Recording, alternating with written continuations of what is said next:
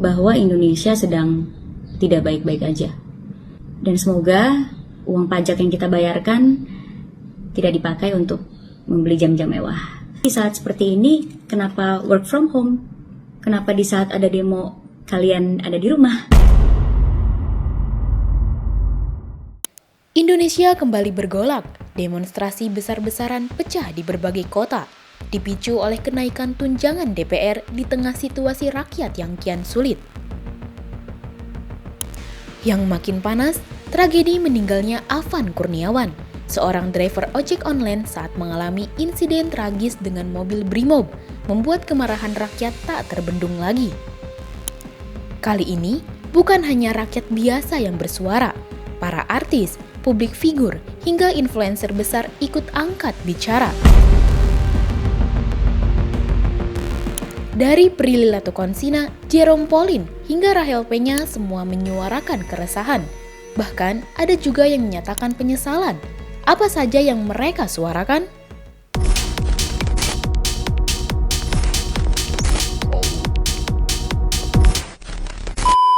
Yang pertama adalah pasangan selebriti Prilly Latuconsina dan Omaira Esteglal. Dalam unggahan di Instagramnya, Prilly melakukan analisis terlebih dahulu mengapa bisa terjadi demo besar saat ini. Jadi demo ini muncul karena ada pemberitaan tunjangan DPR yang naik drastis. Adanya tunjangan-tunjangan yang banyak sekali dan sampai di angka yang tidak masuk akal menurut kami semua. Lalu banyak sekali statement-statement dari yang harusnya menjadi perwakilan rakyat yang juga tidak mewakili dan tidak bijak sebenarnya untuk diucapkan.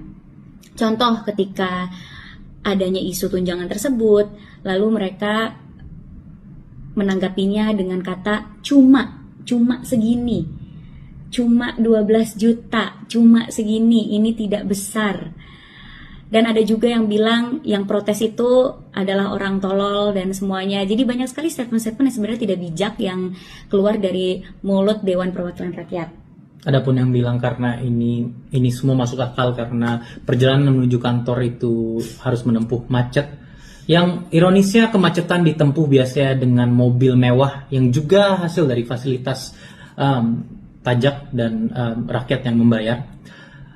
Ya. Bagaimanapun ini semua terjadi setelah ketika pengumuman adanya kenaikan dalam tunjangan, sebuah video dan footage viral di dalam kantor Dewan Perwakilan Rakyat. Para orang-orang ini yang seharusnya mewakilkan rakyat, mewakilkan kami semua, joget-joget dengan gembira.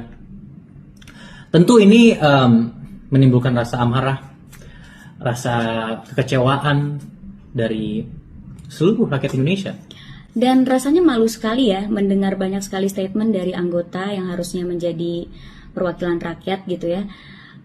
Di saat meremehkan besarnya tunjangan tersebut dengan kata cuma atau mewajarkan itu semua dan bilang protesnya kita ini berlebihan gitu.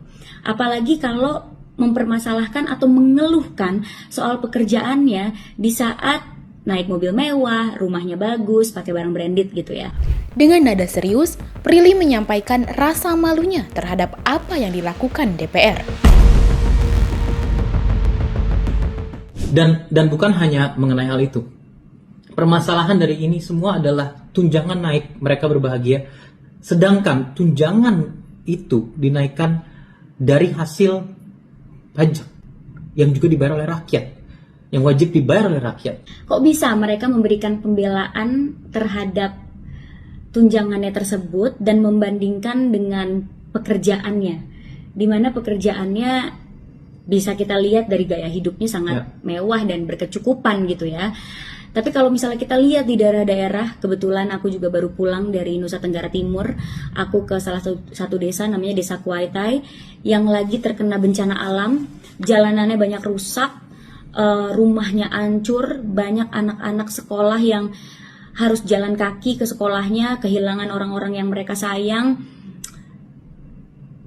Dan dengan fasilitas yang sangat minim tersebut, dengan keadaan yang sangat miris tersebut, guru-guru di sana tetap mengajar, anak-anak di sana tetap jalan ke sekolah, jalan kaki, menempuh perjalanan yang udah rusak, dan sebenarnya bahaya ya untuk anak-anak melewati jalan itu karena habis kena longsor, untuk menimba ilmu gitu, dan tetap melakukan pekerjaannya dengan senyum, nggak mengeluh, nggak teriak-teriak minta tunjangan yang besar, padahal jasanya sangat besar sebenarnya untuk bangsa ini. Jadi itu yang membuat aku sebenarnya marah banget ya pas ngelihat statement-statement, ya kan cuma segini, ya kan wajar aja tunjangan ini segini. Kayak aku melihatnya tuh kayak malu banget sebenarnya. Omara menambahkan analisis yang cukup tajam. Ia membandingkan gaji guru dengan tunjangan DPR. Kata Omara, perbedaannya bak langit dan bumi. Bagaimana mungkin di negara sebesar Indonesia, gaji guru yang mendidik generasi bangsa jauh tertinggal dibandingkan tunjangan para wakil rakyat? Mari kita coba bedah alokasi dana dan tunjangan bagi orang-orang yang bekerja ini. Pertama, banyak diberitakan bahwa DPR itu tunjangan dinaikkan hingga 100 juta rupiah.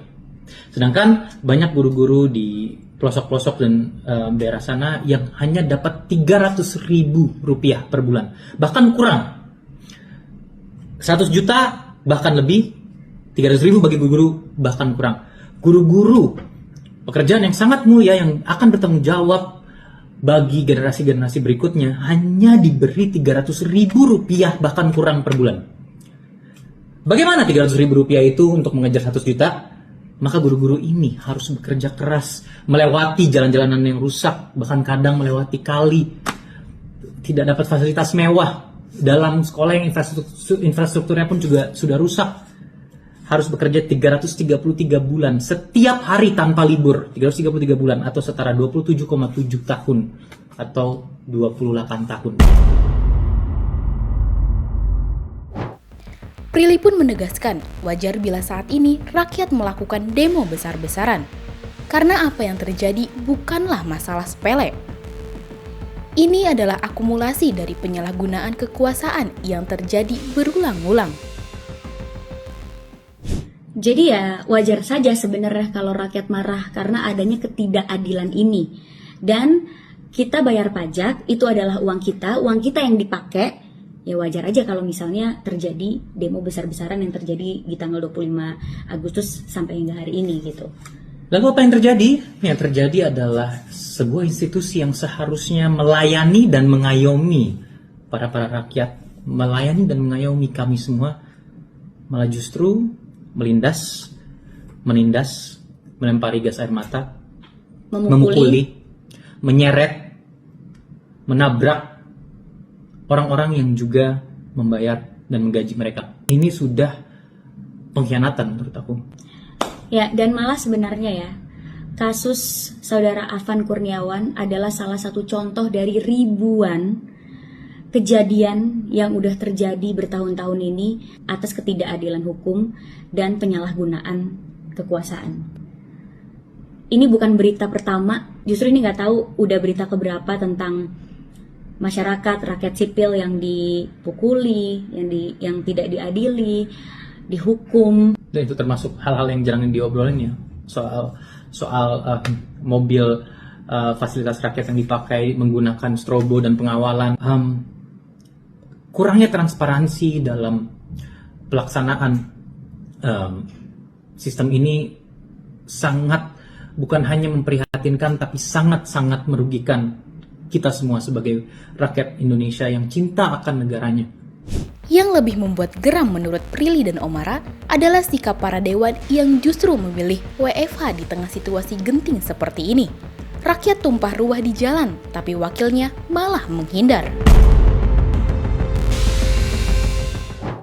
Ya, dan di saat Dewan Perwakilan Rakyat tersebut sedang mencalonkan diri, setiap hari pasti akan selalu posting di sosial media, lagi belusukan, lagi main ke gang-gang kecil, lagi mengunjungi sekolah-sekolah. Tapi di saat seperti ini, kenapa work from home? Kenapa di saat ada demo kalian ada di rumah? Mau tahu lagi apa yang lebih menarik? Ketika kita lihat negara-negara maju, para public servant, lagi dan lagi, pelayan rakyat, itu tidak digambarkan menjadi orang-orang yang hidup dengan kemewahan, dipenuhi fasilitas-fasilitas yang dibayari oleh taxpayers money atau dari pajak gitu. Ini kita lihat di negara maju tidak ada yang seperti itu. Mereka menjadi orang yang betul-betul mencoba untuk melayani rakyat. Idealnya seperti itu. Semoga kejadian ini bisa menjadi refleksi dan penggerak untuk kita semua, membuka mata bahwa Indonesia sedang tidak baik-baik aja. Dan semoga uang pajak yang kita bayarkan tidak dipakai untuk membeli jam-jam mewah. Para Dewan Perwakilan yang dipakai di rapat-rapat itu ya, semoga itu bukan uang kita. Semoga itu uang pribadi mereka. Panjang umur perjuangan, hidup demokrasi Indonesia. Semoga tidak rip keadilan. Semoga keadilan masih bisa kita perjuangkan. Tak hanya Prilly, Jerome Pauline pun ikut angkat suara. Dalam postingannya, Jerome membongkar sebuah fakta mengejutkan. Ia mengaku mendapat tawaran lewat chat untuk ikut menjadi buzzer. Isu ajakannya sederhana, postingan serentak dengan narasi "Ajak Indonesia Damai". Namun yang bikin publik terkejut, bayaran yang ditawarkan mencapai 150 juta rupiah untuk sekali posting.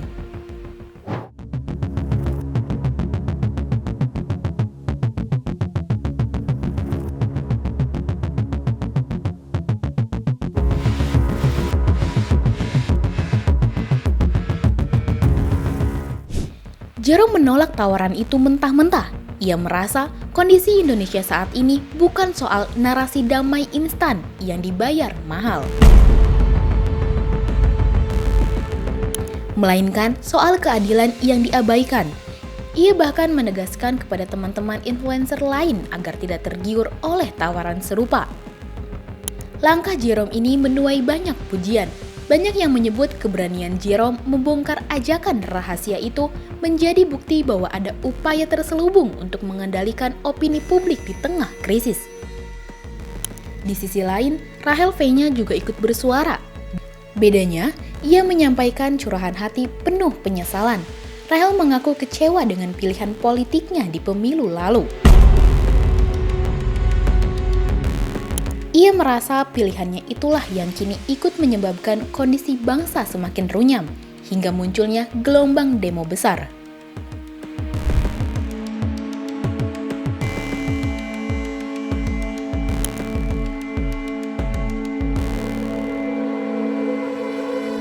Dalam unggahannya, Rahel menuliskan kata-kata yang menohok. "Saya malu, muak, kecewa, dan terhianati oleh pilihan saya sendiri." Ia meminta maaf kepada para pengikutnya dan berjanji tidak akan pernah lagi mendukung politisi atau partai manapun secara buta. Menurut Rahel, ini adalah pelajaran berharga agar masyarakat lebih kritis dan tidak mudah terjebak dalam janji-janji manis politik. Gelombang suara dari para artis ini semakin mempertegas keresahan publik. Prilly, Omara, Jerome, hingga Rahel hanyalah beberapa contoh figur yang berani berbicara. Netizen menyebut suara mereka ibarat corong besar yang mampu menjangkau generasi muda yang selama ini mungkin apatis terhadap politik. Bagi banyak orang, keberanian para figur publik ini menjadi semacam pengingat bahwa keadilan bukan hanya soal hukum, tapi juga tentang hati nurani. Bahwa suara rakyat tidak boleh dikecilkan dan bahwa penyalahgunaan kekuasaan harus dihentikan. Dari jalanan hingga media sosial, suara rakyat kini menggema. Dari mahasiswa, pekerja, hingga artis dan influencer, semua bersatu menyuarakan hal yang sama. Hentikan penyalahgunaan kekuasaan, dengarkan suara rakyat. Pertanyaannya kini, apakah para wakil rakyat mau mendengar? Atau justru menutup telinga dan terus berjalan di jalannya sendiri? Bagaimana menurut kamu? Coba tulis pendapat kamu di kolom komentar ya. Jangan lupa subscribe, like, dan share video ini supaya makin banyak yang tahu sisi lain dari berita yang viral.